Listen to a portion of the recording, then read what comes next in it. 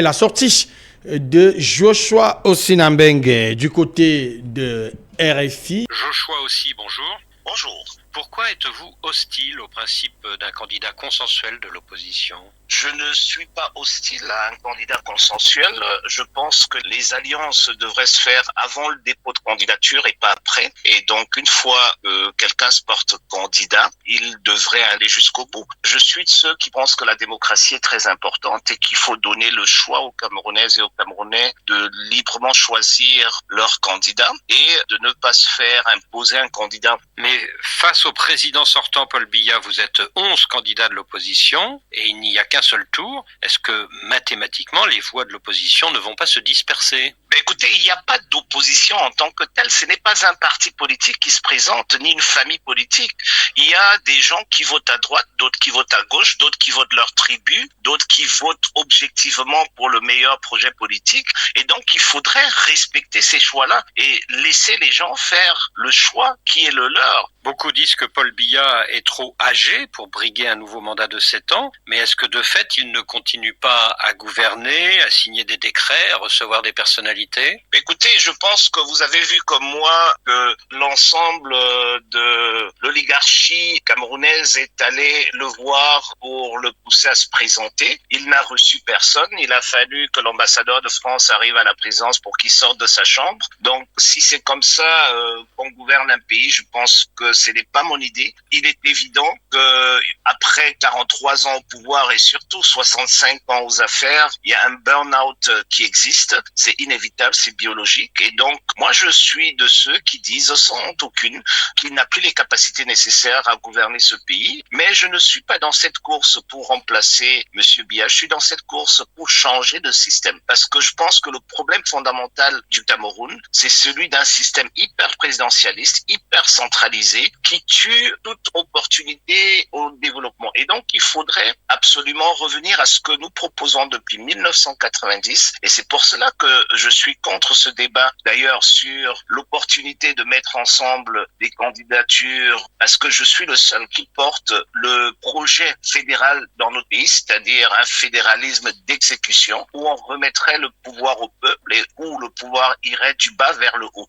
Et donc, l'âge du président, son origine et les autres considérations des autres candidats ne m'intéressent que très peu parce que je suis le seul candidat qui a cette offre sur la table. Alors, contre votre stratégie de rester candidat quoi qu'il arrive jusqu'au 12 octobre, 27 cadres de votre parti SDF se sont regroupés et ont décidé de rallier le candidat UNDP Bello Bouba Maïgari, qui leur promet notamment, s'il est élu, d'amnistier tous les prisonniers de la crise anglophone. Est-ce que cela ne vous fragilise pas ? Alors, j'aimerais bien, comme disent, quand est-ce que ces cadres sont partis, parce que je me souviens que ce sont des gens qui n'ont pas pu gagner des élections locales et qui n'ont aucune influence politique que ce soit. Et ça fait des années qu'ils ne sont plus dans le SDF. Et au moment où le Social Democratic Front, en mars 2023, présentait son programme politique et proposait l'amnistie dès le premier jour de tous les prisonniers liés à la crise anglophone qui n'ont pas du sang sur les mains, Monsieur Bello Bouba était encore un ministre d'État de Monsieur Biya. Et donc, c'est bien s'il,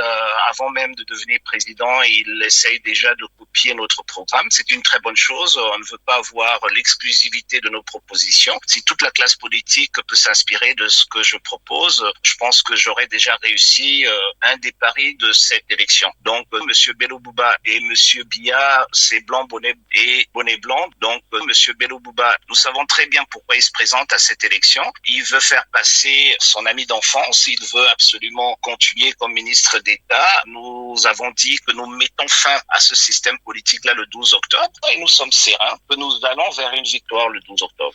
Et quand vous dites que Bello Bouba est là pour faire gagner son ami d'enfance, vous voulez parler de Paul Biya, c'est ça ? En 92, c'est ce qu'il a fait. Et donc, en 2025, nous parlons d'un tout autre Cameroun qui a une maturité politique bien plus puissante que celle qu'on avait en 92. Joshua aussi, je vous remercie. Joshua aussi, candidat à la présidence. D'accord. C'était donc, comme vous l'avez suivi, Joshua aussi en direct de RFI. Francis Bonga, votre réaction? Alors, mais je crois que Joshua aussi, il est dans son élément. Il est libre de de penser qu'il a la meilleure offre politique. Je crois que chacun des candidats pense comme lui, à la seule différence que si l'offre politique repose essentiellement sur le fédéralisme d'exécution, ça me pose un petit problème, et notamment quand il dit qu'il est le seul à avoir ces d'offres politiques. Je crois qu'en 2018 déjà, vous avez lu l'offre politique du candidat Cabral Libi, qui reposait essentiellement sur le fédéralisme communautaire, parce qu'il avait estimé que ce n'est que comme cela qu'on pouvait effectivement mettre en exergue l'équilibre régional, qui est tant scandé, qui pourtant n'est qu'une simple vue de l'esprit. Parce que quand on parle d'équilibre régional, j'ai toujours envie de rire. On vous dit que pour tenant compte de l'équilibre régional, un concours administratif, si le centre a 17%, donc si on veut par exemple 100 personnes, le centre a droit à, disons, 7 personnes. Mais quand vous allez voir les listes de personnes qui ont réussi, vous trouverez que 3 personnes viennent du MBAM, 2 de la Lekié et 2 autres de la Meufoué-Afamba. Vous ne trouverez personne qui vient d'Union Ekele. Mais vous dites quand même que c'est l'équilibre régional et que le centre est représenté. Je vous dis c'est faux. Si vous êtes dans le fédéralisme communautaire, vous comprendrez que toutes les couches seront représentées. Parce que quand on dira le centre, vous verrez uniquement les gens du centre. Et c'est en cela que Cabral vous a dit, il préfère qu'on dise qu'il y a 150 régions. Ça n'enlève rien, ce n'est qu'une appellation. C'est-à-dire la région d'Union Ekele, la région de la Meufoué-Afamba, la région comme ça. Quand vous avez dit équilibre régional, quand vous avez dit régional là, l'Union Ekele va se reconnaître parce que vous aurez pris un fils d'Union Ekele. C'est aussi simple à expliquer que cela. Donc, quand Joshua aussi parle de fédéralisme d'exécution, je ne sais pas ce qu'il veut tout dire. Bon, mais j'ai dit c'est son offre politique. Maintenant, pour le reste, je crois que il essaie de dire lui aussi qu'il ne peut pas coaliser avec les autres parce que il estime qu'ils n'ont pas les mêmes aspirations, ils n'ont pas la même idéologie politique et tout le reste. Moi, j'achète cette façon de penser, de même qu'il estime d'ailleurs que pour arriver à la coalition, il fallait déjà que les gens se concertent avant même de déposer les candidatures. Ça allait limiter la marée humaine de candidatures qu'on a eu, et on ne serait pas aujourd'hui à dire qu'on supplie tel et tel de s'unir pour aller à l'élection présidentielle. Donc, il y va de son ressenti. Je pense que Joshua aussi, il est dans son élément. Il estime d'ailleurs que le chef de l'État a fait sa part et qu'il faut qu'il passe le témoin à d'autres personnes. Je crois qu'il est dans... C'est le discours qui doit être le discours d'un parti politique de l'opposition face à un candidat comme celui du RDPC. Maintenant, pour le reste... effectivement, on doit laisser chacun exprimer son droit de vote, mais on ne peut pas empêcher quelqu'un d'essayer de convaincre. Et c'est pour cette raison que lui-même en campagne. Donc on ne peut pas dire une chose et son contraire. Et c'est en cela que je dis que je suis aussi, et puis il ne va pas faire comme s'il n'est pas au courant justement de cette vague de personnes qui ont quitté le navire. SDF, il est clair que les gens sont partis de là et ont rallié le camp Belobouba. Oui, mais ces 27 personnes, ça n'enlève pas grand-chose aussi, même si tous peuvent revendiquer d'avoir une base politique. Joshua ne leur reconnaît pas ce mérite-là, parce que d'ailleurs, ils ont perdu les élections locales. Donc, pour lui, c'est des personnes qui ne peuvent pas influencer le vote du SDF. Donc, en une chose comme l'ancien secrétaire général, l'ancien sénateur parmi. Oui, en un mot comme à 1000, il faut reconnaître que chacun essaie de défendre sa chapelle comme il le peut. D'accord. Et on va quand même faire une remarque, c'est que la plupart des leaders de l'opposition font quand même un effort de passer à l'international pour essayer de faire entendre leur voix aussi. Parce que, bon, et puis moi je ne sais pas pourquoi on fait le procès à certains d'aller à l'international. Ils ont suffisamment bourlingué localement. Et je ne connais pas un seul de ces candidats qui n'est pas passé dans les chaînes locales. La plupart d'entre eux passent régulièrement dans les chaînes locales. Il faut donc laisser la possibilité à ceux-là d'aller sur les chaînes internationales. Encore que l'élection ne se passe pas qu'au Cameroun. Il y a la diaspora. Et cette diaspora-là, elle n'écoute que les chaînes internationales. Difficilement, elle se connecte à nos radios locales. Et donc, moi, je ne ferai pas de procès à ceux qui vont à RFI, ceux qui vont à France 24, partout ailleurs. D'accord. Louis-David Lobet, vous, au sein de l'UMS, vous êtes certainement favorable à une coalition, mais Joshua aussi lui sert des frappes chirurgicales à toute idée de coalition. Joshua aussi a courageusement réitéré sa position quant au choix d'un candidat consensuel de l'opposition pour le compte de cette élection présidentielle. C'est un choix qu'il assume, mais qui nous semble malencontreux. Parce qu'il faut repréciser ici qu'il y a deux objets majeurs pour lesquels nous militons ardemment pour la mise sur pied d'un candidat consensuel. Premièrement, il est question d'aérer l'arène qui serait touffue de candidats plus ou moins à même de porter le flambeau de la soif de changement du peuple.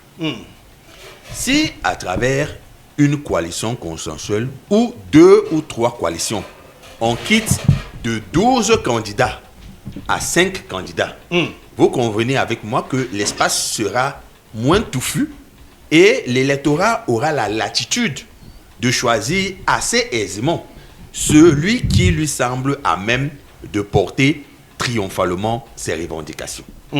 Deuxièmement, éviter la dispersion des voix. Si 5 candidats sont en lice et que le peuple dans sa large frange porte son choix sur tel, sous la conviction qu'il est le mieux partant, il me semble que nous aurons des scores assez appréciables. Et cet effritement des voix ne sera qu'un lointain souvenir. Notre position est donc d'actualité. Nous militons toujours pour une candidature consensuelle et les tractations demeurent dans ce sens. Mais j'ai aussi constaté que le candidat Joshua aussi ne s'est pas fait prier pour asséner des coups au candidat Bello. En dessous de la ceinture. Bon, en dessous de la ceinture, nous sommes dans le champ politique. On peut bien le comprendre, Norbert. Mais je pense quand même que sa position est recevable. Elle est recevable en ceci que on ne saurait être candidat à l'élection présidentielle, prétendre combattre un régime et un système. On pense que Bello est bipolaire. Et à travers des positions équivoques. Bello Bouba-Magari est bipolaire. Comment ça? Il vous dit que c'est lui qui est le candidat porté par l'UNDP et c'est lui seul qui doit démissionner. Or, il me semble que des apparatchiks de l'UNDP sont restés attablés à la grande mangeoire et viennent participer aux réunions stratégiques élaborées par l'UNDP pour combattre le RDPC. Ce sont les tops alors. Au-delà des tops, ce sont des personnes floues. Et lorsque nous sommes dans la bataille, une bataille aussi capitale que celle que nous voulons mener, on n'a pas besoin de personnes équivoques.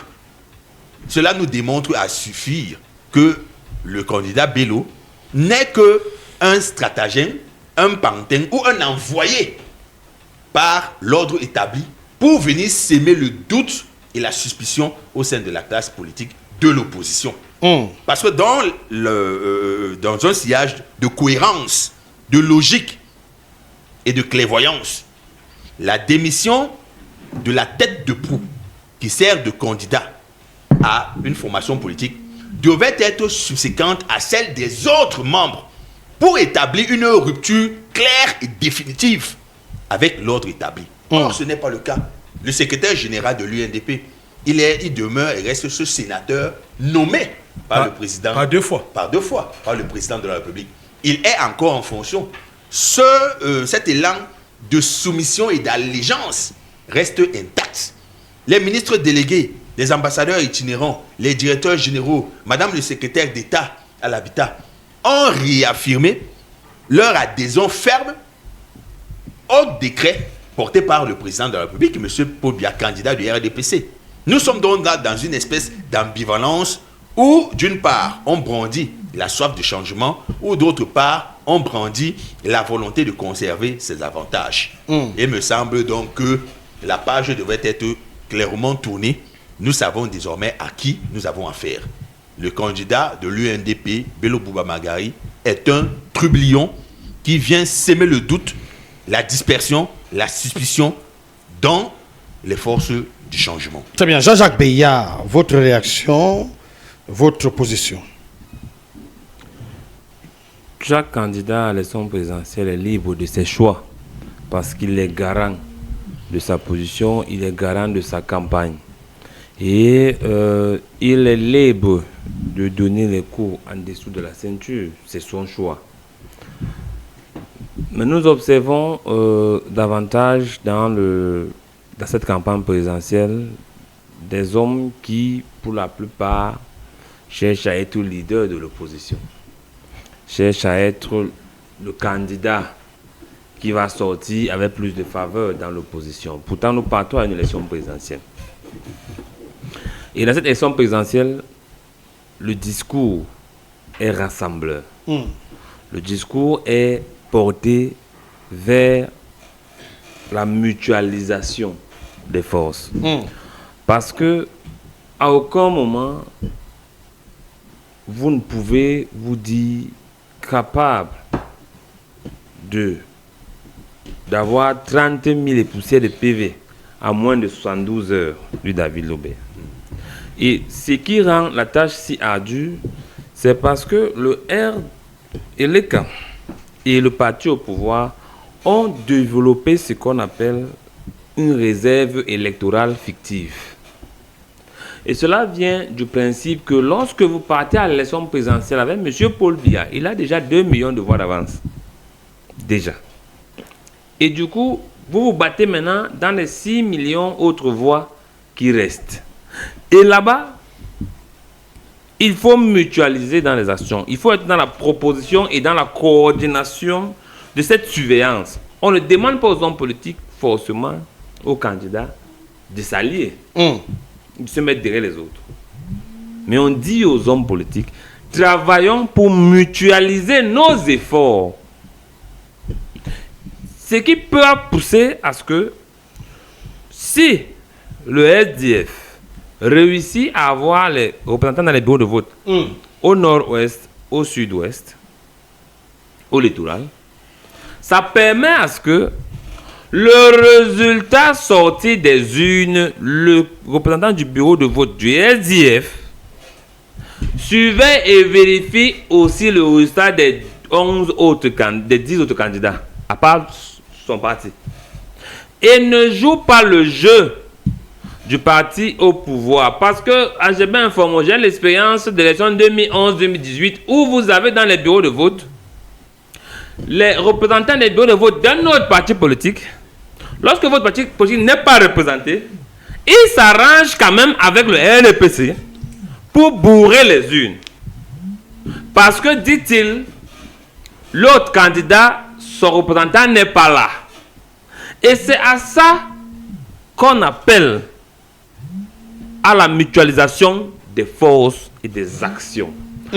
Parce que il faut être capable d'avoir un représentant, comme vous devez l'appeler, de l'opposition, dans un bureau de vote, qui se rassure que les résultats sortis des urnes sont les résultats qu'il consigne dans le PV et qu'il détient. Et que le moment venu, à la commission départementale de supervision, ils sortent le PV. Et cela, c'est un travail qui doit se faire maintenant dans les préalables. L'heure n'est plus aux invectives. L'heure est à savoir comment faire pour gagner le candidat Paul Biya. Et ça, les Camerounais qui m'écoutent sont comme moi, objectifs et regardant vers une même direction. Et on se dit, nous allons voter massivement parce que le danger, c'est l'abstention de 4 millions de voix, qui est le danger à cette élection. Il faudrait donc que ces 4 millions de Camerounais qui nous écoutent s'engagent à aller voter et voter utile. Surtout, voter utile. Toute voix compte. Toute voix est dépouillée dans l'urne. Mais si vous ne faites pas votre travail, Les autres ont déjà un fichier façonné et prêt pour gagner l'élection avec 2,556 000 voix. Donc, nous, les 6 millions qui restons, allons voter massivement et portons notre choix sur le candidat que nous trouvons utile. Et ces candidats, il y en a. On vient d'écouter Joshua Oshie dans ses sorties. Libre à lui d'avoir son propos. Mais il y a ses partisans. On a un candidat qui aujourd'hui est en train de fédérer l'âge dans l'ensemble de la vie sociale et politique du Cameroun. Je parle de Kabo Libi aujourd'hui, qui fait son chemin et avance sans invective, parce qu'on ne parle pas des autres, on parle de son programme politique et de ce qu'on promet aux Camerounais, parce que seuls les Camerounais seront juges de choisir qui ils veulent. D'accord. Norbert Ebodé, il reste 3 minutes de la fin de l'émission. Vous, certainement, vous voulez aussi dire quelque chose là-dessus. J'aime bien cette façon pour certains candidats d'être les messieurs qui viendraient libérer le Cameroun de tous les mots MAUX au soir du 12 octobre. Mais pour ne pas reprocher à autrui ce que vous-même ne pouvez pas faire, il dit mettre un thème au pouvoir hyper centralisé.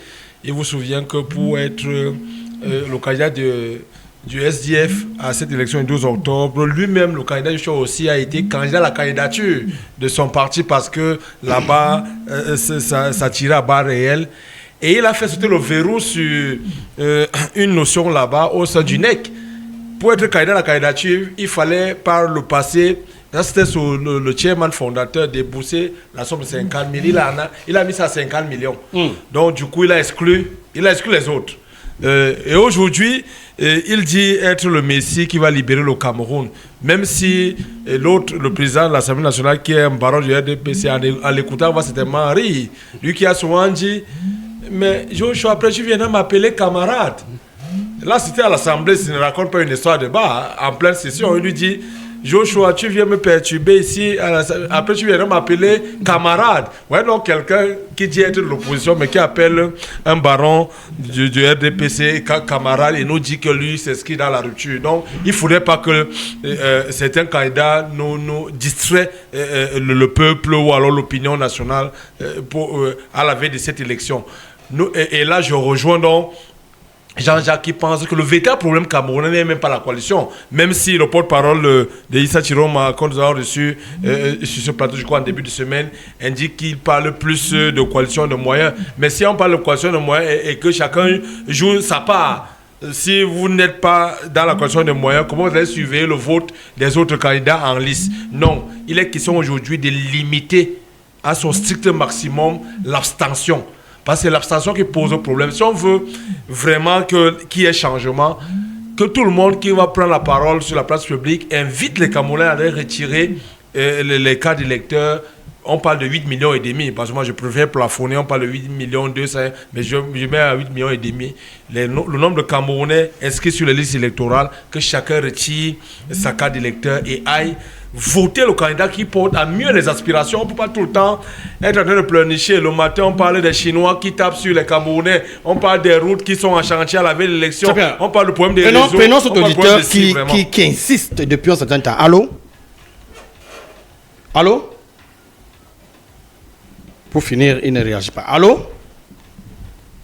D'accord. Donc vivement candidat qui viendra vraiment transformer la vie des Camerounais, parce que les Camerounais ne demandent qu'à vivre. Les Camerounais ne supportent pas voir Angel Ben former ses amis attabler alors qu'ils sont en train d'avaler la salive à longueur de journée, en train de se plaindre du réseau, du problème d'eau, de l'électricité, l'insécurité, des routes, des maladies, ainsi de suite. Si le Camerounais peut se soigner, si le Camerounais peut manger à sa faim, si le Camerounais peut envoyer ses enfants à l'école, et il y a quelqu'un qui se plaint le matin de ce que pour inscrire son enfant, il dépense au moins 50 000 semaines pour remplir les dossiers. Donc, tous les Camerounais veulent éduquer leurs enfants, soigner les leurs, nourrir les leurs, vivre décemment, parce qu'il y en a même qui ont 1000 maisons sur la place camerounaise et même à l'étranger. Non, il faudrait que le gâteau soit reparti de manière équitable. C'est ce que nous voulons. Nous sommes donc arrivés au terme de cette dernière production de la semaine de On marche sur la capitale. J'étais avec les marcheurs ici en studio. Francis Bonga un marcheur, Norbert Rebaudet, un marcheur, Jean-Jacques Beya, un marcheur, et lui, David Lobert, un marcheur. Prochaine production, c'est lundi prochain avec Jean-Jacques Zé lui-même qui sera là. Et nous, on va vous demander de ne pas bouger votre aiguille de votre transistor parce que tout à l'heure, à 12h, dans moins de 10 minutes, ce sera le grand journal présenté par le ténor Paul Biya. C'est Paul Biya qui va présenter donc ce journal tout à l'heure. C'est lui, le ténor. Et juste après, c'est le débat politique contradictoire long courrier pendant 4 heures. Les hommes politiques invités vont croiser le verbe. Ah, voilà. Paula Ouna était donc à la mise en onde, et puis Alex Vondor était à la régie vidéo, Daniel Yondou assurait la police d'antenne, l'activateur Angel Benfomo. C'est moi, je modérais en lieu et place de Jean-Jacques Zé, empêché, lui, qui supervisait cette émission. La radio s'appelle Capital FM, la fréquence est 102.8. Bye bye, ciao.